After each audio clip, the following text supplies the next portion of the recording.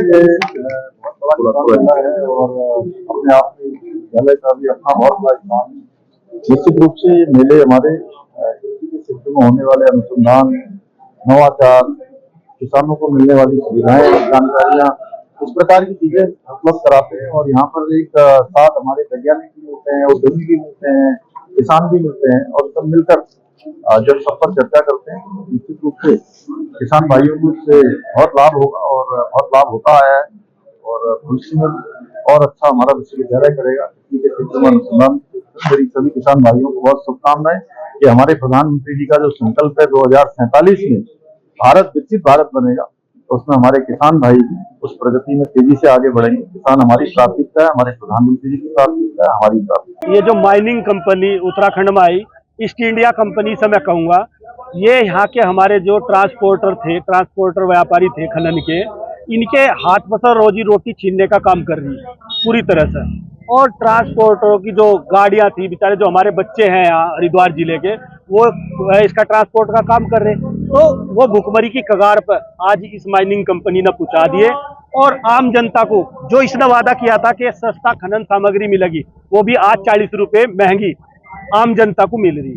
और जिस तरह से इन्होंने ट्रांसपोर्टर, हमारे खनन जो ट्रांसपोर्टर है, उनके हाथ पर रोटी उतारने का काम किया, इस बात को लेकर आज यहाँ विरोध प्रदर्शन था, जिसमें हमारी 11 सूत्रीय मांग थी। 2 मांग उसमें शासन स्तर की है, वो इन्होंने वादा किया हम शासन स्तर से उन मांगों को पूरा करावेंगे। और 9 मांग हमारी यही की यही जिले स्तर पर हमारी मांगों का 1 हफ्ते के अंदर अंदर ये सब बोर्ड जो भी हमारी मांग थी, पूरी मांग इन्होंने मान ली। तो सभी इसमें अब देखो आगे की जो अगर कोई गलत अगर धोखेबाजी हमारे साथ की, तो इससे भी बड़ी तादाद में फिर हम डीएम साहब का आगे चाहे मुख्यमंत्री का घेराव करना पड़े, इन्हें छोड़ने वाले नहीं है बिल्कुल भी। किसी भी हालत में हम इस ईस्ट इंडिया कंपनी, इस माइनिंग कंपनी के द्वारा यहाँ के जो हमारे खनन ट्रांसपोर्टर है, उनके हाथों से रोजी रोटी उतारने का काम किसी भी कीमत पर नहीं होने देगी भारतीय किसान यूनियन क्रांति। लेखा अधिकारी हैं और प्राइवेट माइनिंग ने हमें डेमो देकर बोला था कि आपके साथ में अच्छा व्यवहार होगा और प्रदेश में खनन सामग्री बहुत सस्ती होगी और सब कुछ पारदर्शिता के साथ में होगा। आज माइनिंग कंपनी को लगभग 8 महीने हो चुके हैं, आज तक एक भी बिंदु पे जो उन्होंने बिंदु दिए थे उन पे कोई पारदर्शिता नहीं है। प्रदेश को माइनिंग कंपनी इतना राजस्व का चूना लगा रही है कि जिसका कोई लिमिट नहीं है। आज तक इन्होंने कभी भी, जितने इनके चेक पोस्ट हैं, इन्होंने बोला था कि हमारे जितने चेक पोस्ट होंगे वहाँ पे रॉयल्टी का रेट डिक्लेयर होगा और सबको रॉयल्टी की पता है कि कितने रुपए रॉयल्टी मिल रही है खनन निर्माण सामग्री की। वो आज तक इन्होंने कभी नहीं किया। इन्होंने जितने प्रदेश में अंदर भंडारण थे, जिनकी अवैध तरीके से हमारी गाड़ियों से रॉयल्टी काट देते हैं और लाके क्रेशर पे इधर उधर रॉयल्टी भेज देते हैं। हमने इनसे एक मांग की, भाई आपने बोला था कि जितने भी हमारे भंडारण हैं क्षेत्र के अंदर, उन भंडारणों को आप सार्वजनिक करो, वहाँ पे आप रेट लिस्ट लगाओ, सीसीटीवी लगाओ और पब्लिक में सार्वजनिक करो कि किसी भी ट्रांसपोर्ट को, किसी भी निर्माण सामग्री जिसको आवश्यकता हो, वो आपके भंडारण से उचित रेट पर उठा के समाज को मैं अपना माल बेचे। परसों रात जब मैं रामलीला का किच्छा में शुभारंभ करने के लिए आया था, तब मुझे ठेले वाले जो फल बेचते हैं बेचारे सारे लोग मिले थे। तो कल भी आए थे मेरे पास। तो कल एसडीएम से गौरव और यहाँ के हमारे शहर के व्यापारी और पार्टी के लोग गए थे। ये बात हुई थी कि भी नवरात्रों तक इनके साथ कोई छेड़छाड़ ना की जाए। अब दुर्भाग्य ये है कि इस भाजपा सरकार का अधिकारियों का ये अधिकारी जो हैं कंट्रोल से बाहर हो गए। वैसे तो भारतीय जनता पार्टी हिंदुत्व की बात करती है, देश की बात करती है। अब ये जानते हुए कि हिंदुओं का सबसे बड़ा त्यौहार है नवरात्रे, और नवरात्रों में सबसे ज़्यादा बिक्री फलों की होती है। सेब, केला, हर तरह का फल लोग खाते हैं, लोग व्रत रखते हैं दिन दिन भर के। और एकाएक नवरात्रे के पहले दिन से ही, कल पहला दिन था, और एकदम बुलडोजर चला दिया। फरमान जारी होगा हिटलर का, कोतवाल का और एसडीएम का। क्या यही किच्छा के मालिक हैं? क्या यहाँ के जनप्रतिनिधि नहीं है, उनके साथ बैठ के बातचीत नहीं हो सकती थी?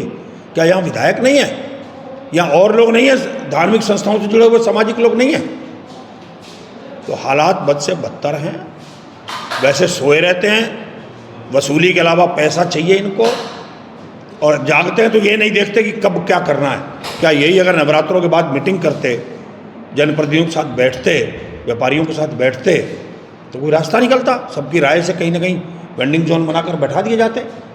एकदम दादागिरी शुरू हो गई, एकदम टोन बदल जाती है अधिकारियों की, कहने के बावजूद कि नवरात्रे हैं, नवरात्रों पे ठेलों को लगने दो, जहाँ हैं नवरात्रों के बाद इनके साथ बैठ के सेटलमेंट कर लेना। भगवान श्री राम की शोभा यात्रा का कार्यक्रम है और हमारे नगर मंगलौर में 77वां रामलीला मंचन का कार्यक्रम है। हम सभी भगवान श्री राम के पथचीरों पे चलने का प्रयास करते हैं। उनके आदर्श, उनके द्वारा किए गए कार्य, उनके भाइयों जैसा प्यार सभी में आपस में रहे। राज्य में, मंगलौर कस्बे में, देश में सभी सुख शांति रहे और अच्छे अच्छे काम हों। क्या क्या कार्यक्रम? आज यहाँ से श्री राम वर यात्रा निकलेगी। बाजार में सभी दुकानदार भाई जलपान भी कराते हैं, वे स्वागत करते हैं, सम्मान भी करते हैं सभी का। और आगे चौधरी इस्लाम जी का भी फोन आया था कि मैं भी कुछ स्वागत करना चाहता हूँ उसमें। तो इसमें मुस्लिम भाई भी हम लोगों के सब साथ ही हैं। आगे फिर वो डॉक्टर सरबत उसे हरी सरबत के बेटे भी ने इस बार भी स्वागत किया था शंकरवार का, इस बार भी उनका भी फोन आया था। मंगलौर कस्बे में हिंदू मुसलमान सभी एक साथ मिलकर इस कार्यक्रम को शोभा बढ़ाते हैं। ये एक हमारे यहाँ पर बहुत ही फेमस हॉस्पिटल है आरोग्यम, भगवानपुर क्षेत्र में पड़ता है। वहाँ पर एक अवैध निर्माण चल रहा है और जो उनका बोलना है हॉस्पिटल वालों का कि ये HRDA द्वारा कराया जा रहा है। अगर वो वहाँ पे नहीं रोका गया तो हम वहाँ पे यहाँ पे HRDA में और एक वहाँ पे हॉस्पिटल में एक विशाल धरना देंगे, क्योंकि वहाँ पे कोई रूल नहीं है।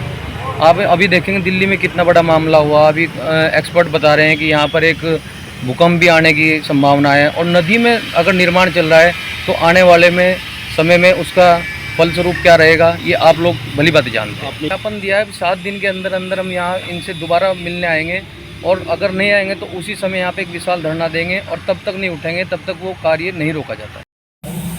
ये HRDA को ज्ञापन दिया, ये आरोग्यम हॉस्पिटल में अवैध निर्माण हो रहा, उसके विरुद्ध ज्ञापन दिया। 7 दिन के अंदर अंदर अगर कोई डिसीजन नहीं होता तो हम फिर यहाँ धरना प्रदर्शन करें। ये क्या आरोप है आप लोगों का? नदी में बढ़ा रही है, बिल्कुल नदी के बीचों बीच बिल्डिंग बढ़ा है, यही आरोप है। तब निर्माण बंद हो, भूकंप भी आ सकता है, नदी भी आ सकती है, उसमें जो आदमी होंगे वो मर भी सकते हैं जब नदी आएगी।